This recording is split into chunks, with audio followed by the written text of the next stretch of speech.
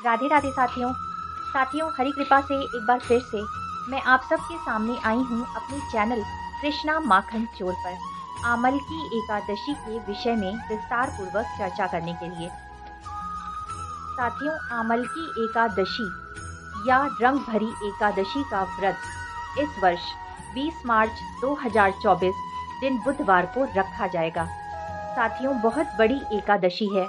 नाम है आमल की एकादशी, यानी कि इस आमल की एकादशी में आंवले का 6 तरीके से आपको प्रयोग करना है। आंवले का रस डालकर आपको स्नान करना है। आंवले का भोग भगवान को अर्पित करना है और आंवले का सेवन करना है। आंवले के वृक्ष की पूजा करनी है। आंवले का दान करना है और संभव हो तो आंवले का एक पौधा भी अवश्य लगाएं। इस तरह से 6 तरीकों से आंवले का प्रयोग अवश्य ही करें। साथियों, अगर आंवले का वृक्ष आपके घर के आसपास ना हो तो पहले ही कहीं से भी आज आप आते जाते वक्त आंवले के वृक्ष से एक छोटी टहनी तोड़कर ले आएं और गमले में उसे लगा दें और आमल की एकादशी के दिन उसी टहनी की पूजा करें और फिर उस टहनी को अपनी क्यारी में ही कहीं रख दें। साथियों, आमल की एकादशी का एक नाम रंग भरी एकादशी भी है। साथियों, रंग भरी एकादशी का एक पौराणिक महत्व है। पद्म पुराण में वर्णित है कि भगवान शिव माता पार्वती को अपने विवाह के बाद पहली बार काशी लेकर आए थे। तब उसी खुशी में काशी वासियों ने रंगोत्सव मनाया था और इसी दिन काशी में बाबा विश्वनाथ का विशेष श्रृंगार किया जाता है। इसलिए इस तिथि को रंग भरी एकादशी भी कहते हैं। तो आमल की एकादशी में भगवान विष्णु, माता लक्ष्मी और भोलेनाथ और माता पार्वती की पूजा का भी विशेष विधान है। साथियों, आज ही के दिन भगवान विष्णु ने आंवले को आदि वृक्ष के रूप में प्रतिष्ठित किया था, तो आंवले के वृक्ष का पूजन अवश्य ही करें। साथियों, बहुत बड़ी एकादशी है। इस आमल की एकादशी में फलाहार या निराहार से अपनी शारीरिक सामर्थ्य के अनुसार व्रत अवश्य ही करें। यदि व्रत रखने में आप असमर्थ हैं तो कम से कम आमल की एकादशी व्रत कथा का पठन या श्रवण तो अवश्य ही करें और साथ ही भगवान विष्णु, माता लक्ष्मी और भोलेनाथ और माता पार्वती की पूजा भी अवश्य ही करें। ऐसा करने से आपको अश्वमेघ यज्ञ करने जितना पुण्य फल प्राप्त होता है। साथियों, आमल की एकादशी का व्रत करने वाले साधकों को मोक्ष की प्राप्ति होती है और इस लोक में भी उसको सुख, समृद्धि और सौभाग्य प्राप्त होता है।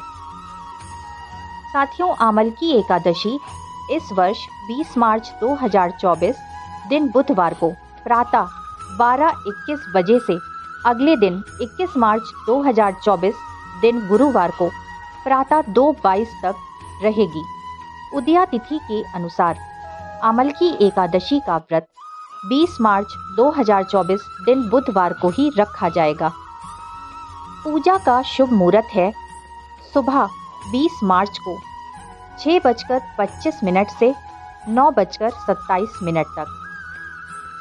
साथियों, आमल की एकादशी व्रत पारण समय है 21 मार्च 2024 दिन गुरुवार को दोपहर 1:41 बजे से शाम 4:07 तक। आइए साथियों, एकादशी व्रत नियमों की चर्चा कर लेते हैं। जैसा कि पता है कि एकादशी 3 दिन का अनुष्ठान होता है, यानी कि ये व्रत दशमी तिथि से शुरू हो जाता है। तो दशमी तिथि को किसी भी हाल में तामसिक भोजन ना लें, सात्विक भोजन ही करें और रात्रि का भोजन सूर्यास्त से पहले हर हाल में कर लीजिए। सूर्यास्त के बाद यदि आपको भूख लगे तो आप फलाहार ले सकते हैं। फिर अगले दिन यानी एकादशी तिथि के दिन ब्रह्म मुहूर्त, जो कि सुबह सूर्योदय होने से 1.5 घंटे पहले का समय होता है, उसमें उठ जाएं और नहाने के पानी में गंगाजल, काले तिल और आंवले का रस डालकर स्नान कर लें। साफ सुथरे वस्त्र पहनकर पूरे घर को गंगा जल के छींटे देकर शुद्ध कर लें। फिर प्रेम भाव से अपने प्रभु को उठाएं और पंचामृत से स्नान कराएं। यदि पंचामृत ना संभव हो सके तो शुद्ध जल में ही गंगा जल, काले तिल, इत्र, पुष्प आदि डालकर प्रभु को स्नान कराएं और बढ़िया सुंदर श्रृंगार व पीली पोशाक धारण कराएं। फिर प्रभु के सामने व्रत का संकल्प लें, अर्थात प्रभु को ये बताएं कि आप आमल की एकादशी का व्रत किस तरह से कर रहे हैं और प्रभु की कृपा पाने के लिए उनसे अनुरोध करें और व्रत को निर्विघ्न प्रभु की कृपा से प्रभु पूर्ण कराएं, ऐसा प्रभु से आप प्रार्थना करें। फिर साथियों, प्रभु को धूप, दीप, तुलसी दल, जल, फल, ऋतुफल, आंवला आदि अर्पित करें। फिर आमल की एकादशी व्रत कथा का पठन या श्रवण अवश्य ही करें और एकादशी माता की आरती के साथ कुंज बिहारी की आरती भी अवश्य ही गाएं। जो लोग एकादशी व्रत नहीं कर सके वो कम से कम एकादशी व्रत कथा और एकादशी की पूजा अवश्य ही करा करें। उसके बाद साथियों, पूरा दिन पॉजिटिव रहिए, किसी भी तरह की हिंसा ना होने पाए, एक चींटी भी आपसे जानबूझकर ना मरे, ऐसी आपकी कोशिश होनी चाहिए। साथियों, हम सब गृहस्थ जीवन में हैं, हर दिन हम विधिवत पूजा पाठ नहीं कर सकते। हम गृहस्थों के लिए ही प्रभु ने ऐसे दिन बनाए हैं।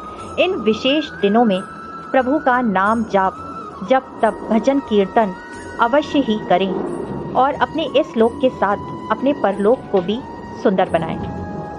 साथियों, हरे कृष्णा महामंत्र, विष्णु सहस्त्रनाम, गीता पाठ आदि अवश्य ही करें और अगर ये सब नहीं कर सकते तो मन ही मन उठते बैठते आते जाते प्रभु के पवित्र नामों का जाप, हरे कृष्णा, राधे कृष्ण आदि का जाप अवश्य ही करें। पूरा दिन प्रभु के श्री चरणों में समर्पित करें। फिर अगले दिन यानी द्वादशी तिथि के दिन सुबह जल्दी उठकर नियत समय में पूजा पाठ आदि कर लें और उसके बाद कुछ न कुछ दान पुण्य और दक्षिणा अवश्य ही निकालें।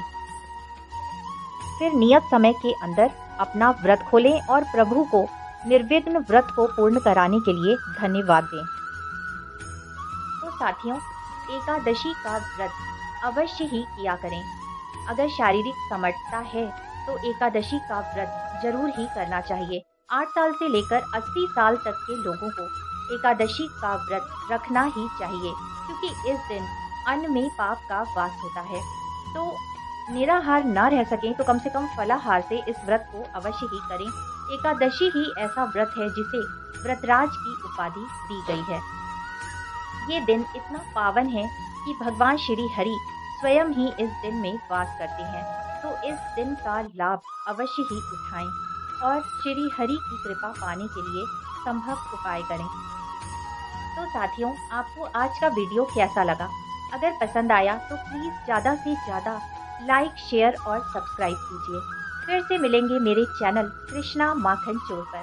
तब तक के लिए राधे राधे।